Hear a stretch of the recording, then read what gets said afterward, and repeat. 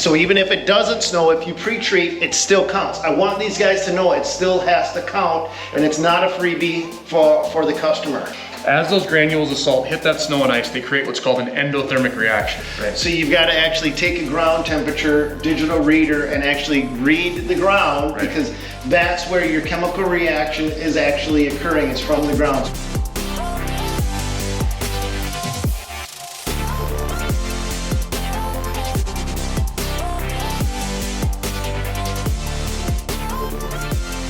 All right. This is the numbers. So let's give these guys every single number these guys need to help them dial this straight in, Jordan. Yeah, let's do it. All right, where do we start? So let's start with the most basic of basics. We've already talked about how important it is to mix our salt brine to 23.3%. That's called the eutectic point. That gets you a freeze point of -6 degrees Fahrenheit. Not only does it give you the lowest freeze point, it also is the most stable in solution. It's going to be the most stable to mix with your additives. It's a very important number to hit. And again, we make it very easy with our technology. You don't have to guess, you don't have to weigh, you don't have to measure. It does it for you. With that 23.3% salt brine, some guys might like to know that that contains 2.28 pounds of salt per gallon. So now here's the thing, I just want to be clear, and I want to break this down. That number never changes whether you're post-treating or pre-treating. That is a constant. Right. But the post-treating and pre-treating application rate is what changed, and we're going to cover that in a minute. But just understand that this number is a constant. This number is always a constant. It is. Now, one thing to keep in mind with that 2.28 pounds per gallon is that's 2.28 pounds of actual sodium chloride. If we're using bulk salt to make our brine, we can't actually take a scale and weigh 2.28 pounds because number one, there's impurities in the salt. Those do not dissolve into brine. Number two, there's different moisture contents of salt. So a handful of salt that's soaking wet is a lot heavier than a handful of salt that's dry. So we don't want to actually worry about weighing the salt. I just wanted to give that number so people understand the context when we start talking about application rates of how many pounds of salt you're actually putting down per acre, and it's way less than if you're applying dry salt. Okay. So application rates. Pre-treat. Now this is before the storm. Let's just be very clear what that means. Yep. My favorite analogy for pre-treating is it's like spraying a frying pan before you cook on it. It helps prevent the bond with the surface so it cleans off easier at the end. Scrapes right up. So you go to cook an egg on a frying pan that's not treated or not seasoned. That egg sticks to the pan, you got a lot of scrubbing and cleanup to do. If you would have sprayed that pan, it peels right up, cleanup is easy. Same thing with snow. So pre-treat, scrapes off easier, cleans up easier, less to clean up later. And when you pre-treat, you can consider that 1/2 inch to 1 inch, correct? So depending on contracts. So pre-treat really, there's two ways to look at it.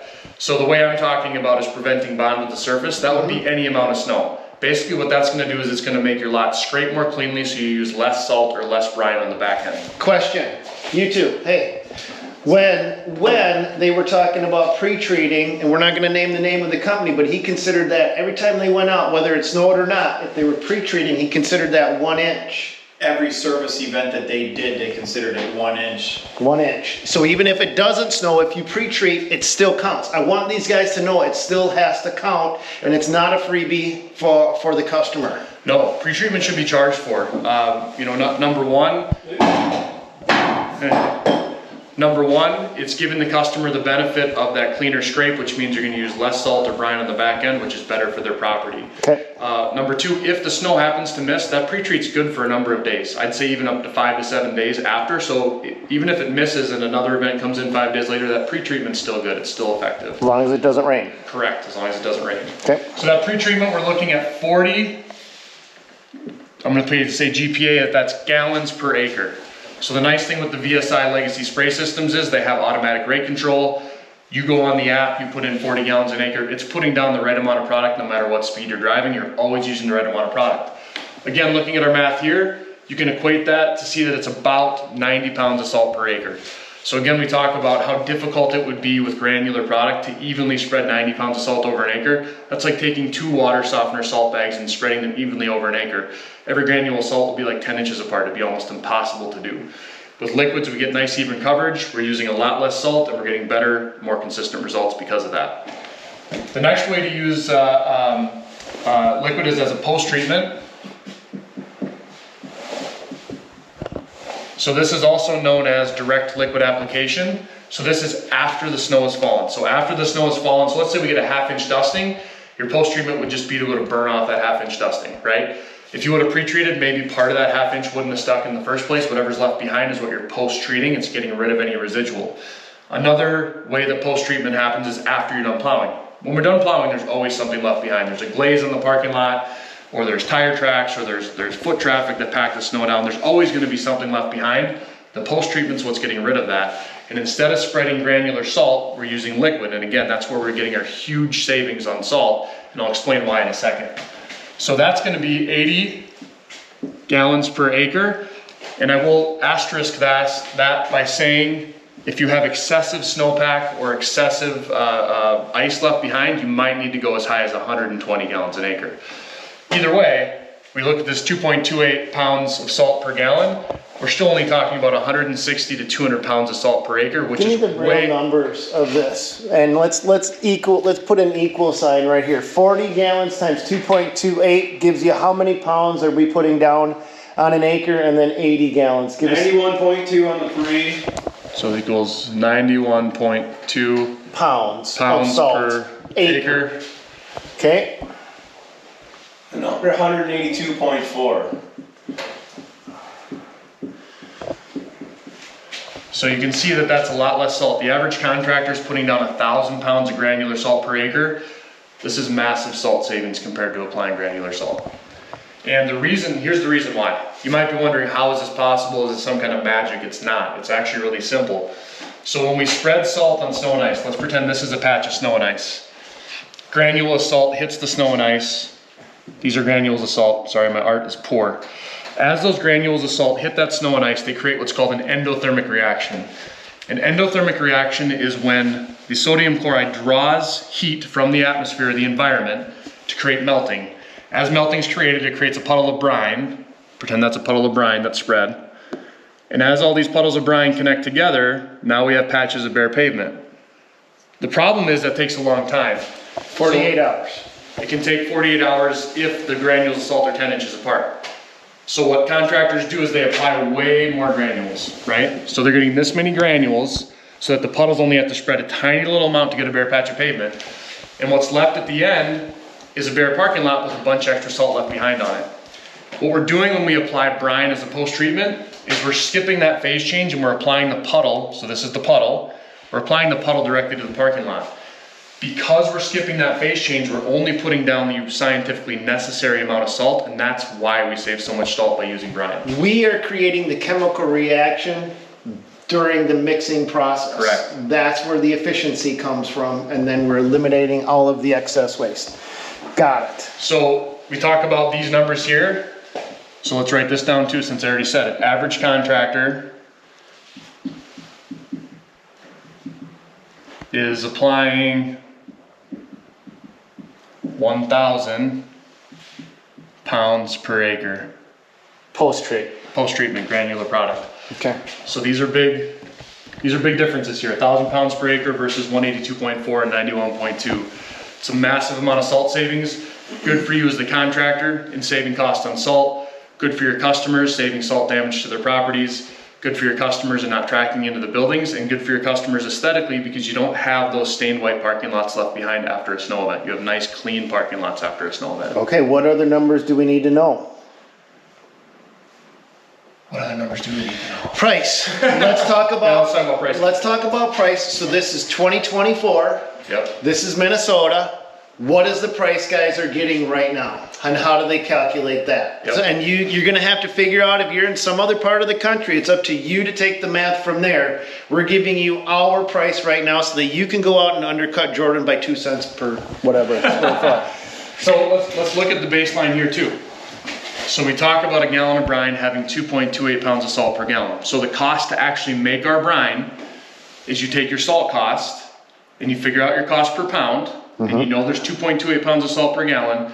You can pretty easily figure out what your material cost per gallon of salt is, or of salt brine is, I should say. Now there's a few other things that go into that. There's some labor, because you gotta mix the brine. There's possibly a loader, like in the case of our legacy brine maker, you need a loader to load it. There's probably some electricity to run the pump, not a lot, but it's there. And then if the cost of water, if you're on city water, there may be a half-cent a gallon cost there. All in all, what we see on a national aggregate average is that contractors are spending about 15 cents a gallon on finished brine. So it's costing them 15 cents for salt, water, electricity, labor, overhead, CapEx, everything else, about 15 cents per gallon. Now here's where the cool part is, the margins and using liquids. In Minnesota, for a pre-treatment, the pricing that we're seeing is between $2 and $6 a gallon applied. Product costs you 15 cents a gallon. Correct, and that's without an additive. Now, if we add an additive to our brine, there's additional cost there. But even if that additional cost is 20 or 30 cents a gallon, there's still a big spread there. Now, let's talk about why this range is so big.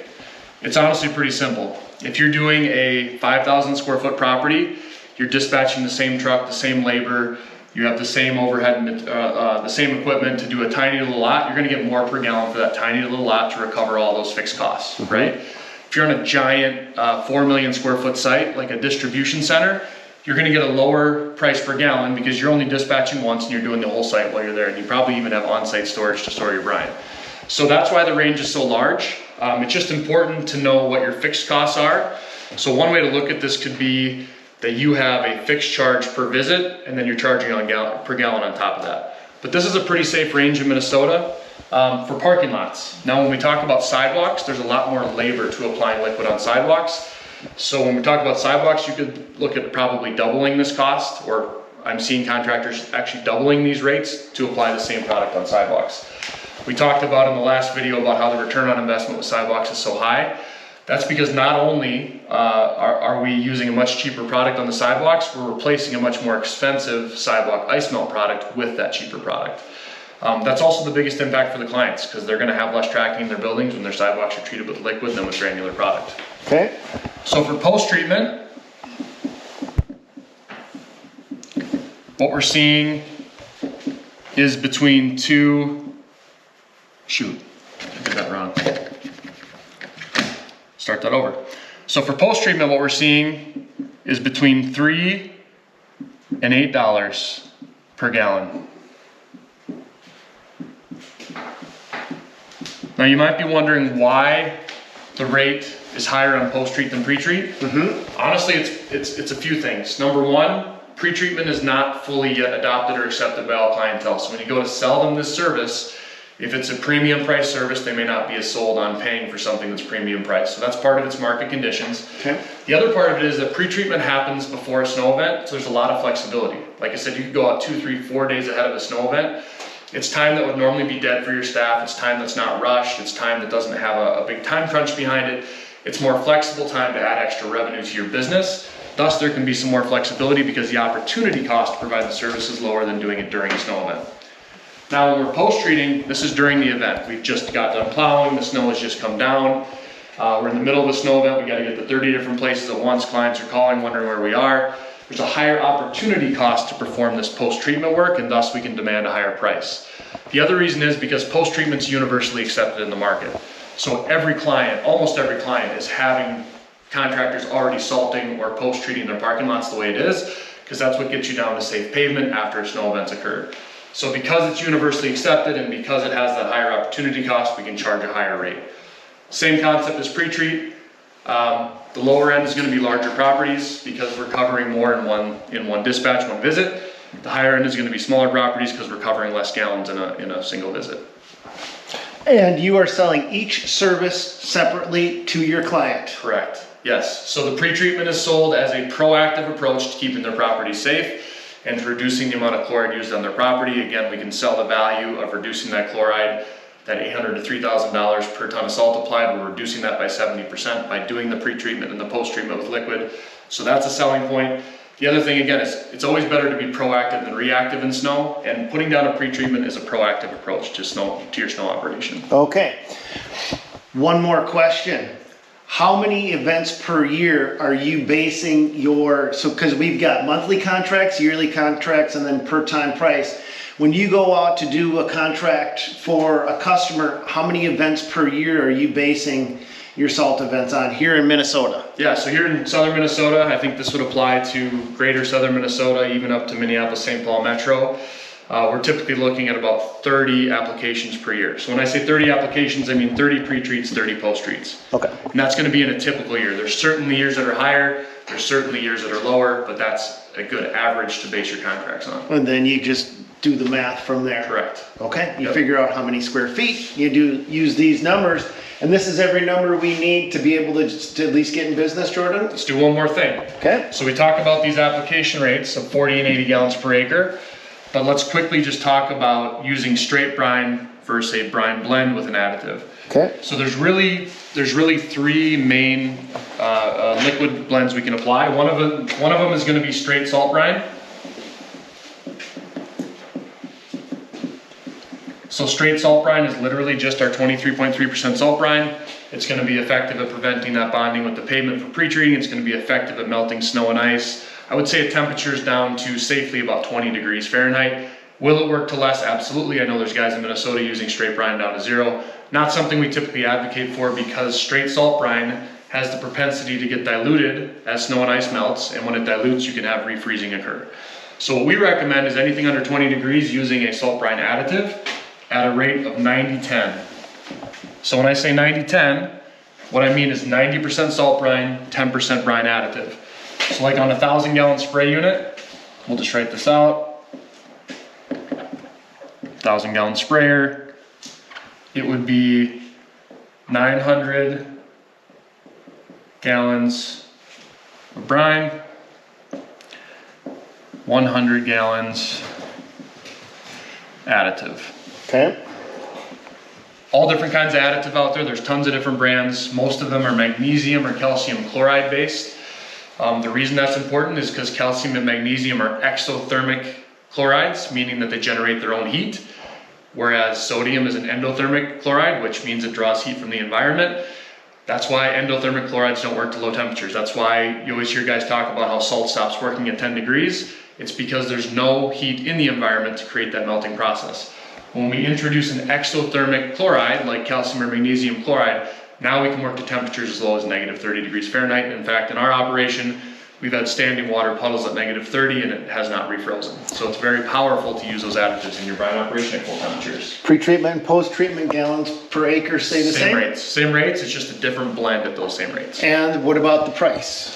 What are we looking at? Yep, so typically speaking, these prices are, what I like to say is that as the contractors, we are the experts, or if we're not the experts yet, we're gonna become the experts. We will always put down the right blend on our client's property based on the conditions. So to keep things simple, in our operation, we do not adjust pricing, whether we're using straight brine or 90-10. Okay. We are just always using the right product for the right situation, because again, in relation to these prices, it's fairly immaterial whether your brine costs 15 cents a gallon or 30 cents a gallon. I know that's double, but it's double on something that's massively lower than what we're charging. So Right. it's really over the course of a 30 event season, it's not making a huge impact. So in our operation, we're always blending at the point of use. So we are blending based on the conditions outside, and we're using whatever is best in that weather, particular And it's not weather. air temperature we're talking about when we're trying to figure out if we're gonna use a blended or a straight salt brine solution. It's actual ground temperature. Right. So you've gotta actually take a ground temperature digital reader and actually read the ground, Right. because that's where your chemical reaction is actually occurring, is from the ground. So if you're gonna depend upon the heat from the ground to activate that salt, it has to be 20 degrees or higher. So you point a thermometer at the ground. They have digital thermometers. We carry one in each one of our trucks. Yep. Well, I don't know how, is that what you use too? Yep, just one of those laser Zing, thermometers. then you know if your salt is gonna work or not gonna work, and if it's below 20, you better add your additive. That's right. Okay, so next up, we're gonna go see how your remote operation looks, right? Yep, let's do it. All right, let's do it.